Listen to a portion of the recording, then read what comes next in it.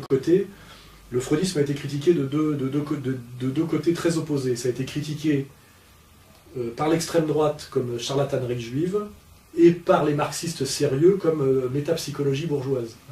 Donc il y a deux manières de flinguer le freudisme traditionnellement. C'est de dire que c'est de la psychopathologie juive, c'est la ligne Hervé Ryssen récemment, et puis une manière beaucoup plus sérieuse et beaucoup plus embêtante pour les freudiens, qui est de le critiquer au nom de la philosophie, au nom de la psychologie clinique sérieuse, etc. Et pour ça, les grands auteurs, c'est Henri Vallon, René Zazot, Émile Jallet, Michel Clouscar l'a fait aussi, Piaget d'une certaine façon. Voilà, bon. Donc en fait, Onfray ne fait que reprendre, en s'appuyant, en bénéficiant du travail qui a été fait par les cliniciens, parce que le livre noir de la psychanalyse, c'était un livre qui critiquait la psychanalyse à partir d'arguments de cliniciens et de médecins qui travaillent sur la chimie, quoi. Et Onfray, lui, reprend, en fait, refait le travail en philosophe. Donc en fait, il reprend un boulot qui a été fait de longue date, déjà bon, par moi, je l'ai fait, dans Vers la féminisation et Sociologie du Dragueur. Il y a des textes très précis sur à quoi sert la psychanalyse, etc., comme idéologie bourgeoise. D'ailleurs, l'idée que j'ai reprise à Clouscar, c'est que le rôle de la psychanalyse, c'est de produire de l'inconscient. C'est-à-dire que ça produit de l'inconscience bourgeoise. La théorie, elle est simple, c'est que le bourgeois allongé sur un canapé redevient une victime de son père et de sa mère, et ça lui permet d'oublier que dans la vie réelle, il est un prédateur du prolétariat et que c'est un exploiteur. Et en fait, toute la psychanalyse a pour but de transformer un prédateur économique en victime psychologique, c'est-à-dire que ça crée un confort chez le bourgeois de se pouvoir se poser en victime, et deux, de justifier toutes ces actions parasitaires comme des actions de résistance et de lutte contre l'oppression du père. C'est-à-dire, en général, toute l'immoralité bourgeoise peut se justifier comme travail, comme travail sur soi pour se guérir des interdits. Donc en fait, à la limite, le freudisme peut valider tout le comportement libertaire absolument insupportable du cadet de la bourgeoisie, 68 ans immature, en disant qu'il lutte contre le meurtre, l'autorité du père, ce qui est toute l'histoire du cinéma italien des années 70, et qui est la propre histoire de Michel Onfray. Michel Onfray est un philosophe qui vient de la pensée libertaire, et qui s'est servi toute sa vie, avant de voir la lumière, du freudisme, pour justifier son attitude de petit bourgeois parasite libertaire au nom du freudisme. Et en fait, ça c'était l'analyse de Michel Clouscar, qui était très fine. Donc le rôle du freudisme, qui est une métapsychologie bourgeoise, c'est de produire de l'inconscient pour que le bourgeois, caché derrière cette inconscience, ne prenne pas conscience de sa réalité de prédateur face au monde du travail.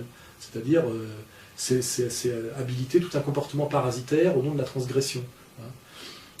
Donc cette critique marxiste du freudisme a toujours été faite depuis très longtemps, elle a toujours beaucoup gêné les freudiens, et effectivement la réponse des freudiens c'est toujours la même, c'est la même réponse que l'extrême droite, c'est à la fin la réduction ad Hitlerum, on critique la psychanalyse, donc on est nazi, puisque les nazis critiquaient la psychanalyse. Donc ça a été pour eux un jeu assez facile. Avec Onfray c'est plus difficile, parce que pour la première fois cette critique est faite par un philosophe qui a une formation de philosophe et qui en plus vient en réalité, même s'il ne le dit pas lui-même, Onfray vient du freudo-marxisme, et même pas du marxo-freudisme, il vient du freudo-marxisme. Il vient de la pensée libertaire, puisque avant dans ses bouquins, il donnait comme conseil à ses élèves de se masturber en cours. Il faut voir le niveau, pour briser l'interdit, le totem, le père, etc. C'est-à-dire qu'Onfray a redécouvert récemment la question sociale, ce qui est assez bizarre, qui était complètement éloigné de sa pensée avant, et en redécouvrant la question sociale et le sérieux des rapports de production et du primat de la production, il en est arrivé à critiquer Freud, qui était d'une certaine manière son fonds de commerce, même non su quelque part, inconscient pendant très longtemps. Donc il y a quelque chose de l'ordre du meurtre du père chez Onfray. Ça serait intéressant de faire la psychanalyse du libertaire Onfray, se payant finalement non pas Papa Freud, mais presque Tonton Freud, là, celui qui lui filait son argent de poche, quoi.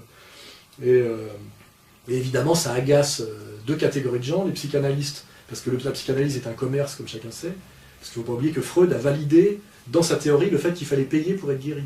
S'il n'avait pas inclus ça dans sa théorie, ça serait resté un débat d'universitaire. Ça s'est mis à décoller, à marcher jusqu'à New York et à Woody Allen, parce qu'il y a un énorme enjeu d'argent, parce qu'il faut payer pour être guéri. Ça gêne le psychanalyste, mais c'est une réalité. C'est que Freud a bien inclus ça dès le départ dans la théorie. Il a mis au cœur de la théorie que c'est l'acte de... Si on ne paye pas, on ne peut pas être guéri. C'est assez habile. Et donc, ouais, pour la première fois, Onfray, donc un mec de gauche, libertaire, se paye Freud. Après, les marxistes, l'extrême droite, les cliniciens. Et ça agace effectivement parce que ça touche le commerce. Et puis évidemment, l'accusation qu'on fait contre Onfray, c'est traiter d'antisémite. Parce que c'est quand même Madame Roudinesco. Moi, j'ai passé une soirée avec Madame Roudinesco. Je vais pas, ça tomberait sous le coup de la loi si je disais ce que j'en pense, mais quand à un moment donné, on peut penser effectivement qu'il y a des macros de la psychanalyse, ou des maquerelles de la psychanalyse.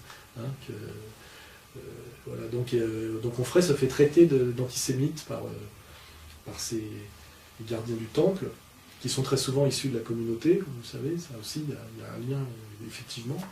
Et ce qui est marrant, c'est qu'Onfray, au lieu de s'aplatir et de se prosterner en disant pardonnez-moi, mais non, jamais, gna gna gna, il dit oui, c'est vrai, je ne suis qu'un pauvre goy de province. Pour la première fois, il ose se positionner comme effectivement goy, quoi, je veux dire, qui se fait châtier par les élus. Donc ça, c'est presque la dimension la plus courageuse de son travail, parce que tout le reste, ça a déjà été fait par les autres, mais c'est que quand il se fait traiter d'antisémite, il ose dire effectivement, je ne suis qu'un pauvre goy. Ce qui est quand même là aussi la première fois qu'un mec issu de la gauche libertaire ose répondre à une accusation d'antisémitisme en revendiquant son statut de goy, c'est-à-dire de chèvre, de gentil, d'une certaine manière de sous-homme, quoi, qui n'a pas le droit au chapitre, qui n'a pas le droit de donner son avis sur quelque chose qui est réservé non pas aux initiés et plus qu'aux initiés, mais aux élus. Parce que c'est ça que les autres lui rappellent, c'est que la psychanalyse, c'est aussi une spécialité réservée aux élus, au niveau critique.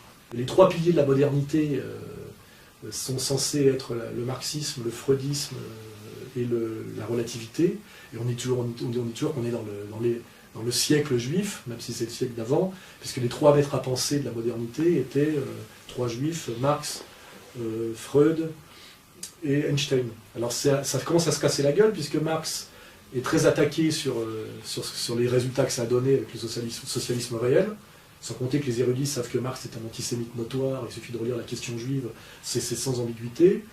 Einstein commençait à être contesté, non pas sur la théorie, mais sur le fait qu'il l'aurait piqué à Poincaré et à deux autres dont le nom m'échappe, parce que je n'ai pas vérifié le dossier juste avant, mais qui sont deux autres éminents penseurs qui sont des Allemands, et qu'en fait, E égale MC2, c'est Poincaré, par exemple. E égale MC2, c'est pas Einstein. Donc le deuxième pilier de la relativité est attaqué sur le fait que, en fait, Einstein, qui n'avait rien produit théoriquement, qui pouvait prouver qu'il était sur ce chemin de découverte, qui a pondu cette théorie ex nihilo du jour au lendemain, alors que son boulot était de lire les découvertes des autres pour les recenser en tant que journaliste dans une revue spécialisée.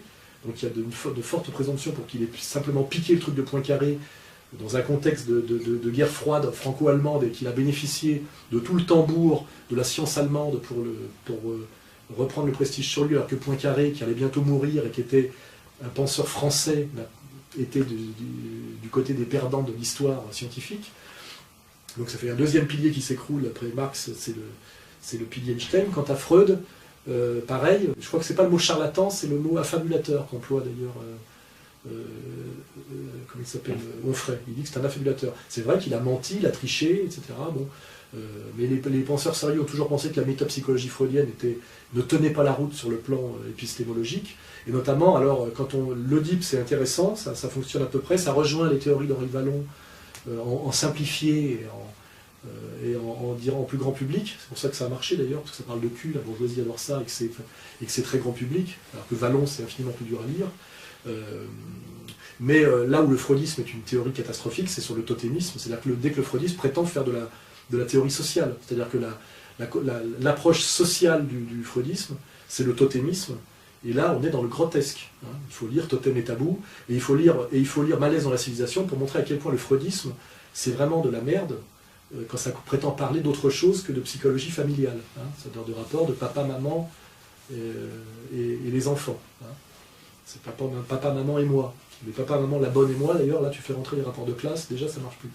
Mais, et donc, c'est le troisième pilier qui s'écroule. Et puis, la petite cerise sur le gâteau, c'est que le dernier livre que Freud a écrit, c'est Moïse et le monothéisme, l'homme Moïse et la religion monothéisme, qui est l'apport du freudisme à l'antisémitisme. C'est-à-dire, c'est justifier l'antisémitisme par la théorie du totémisme.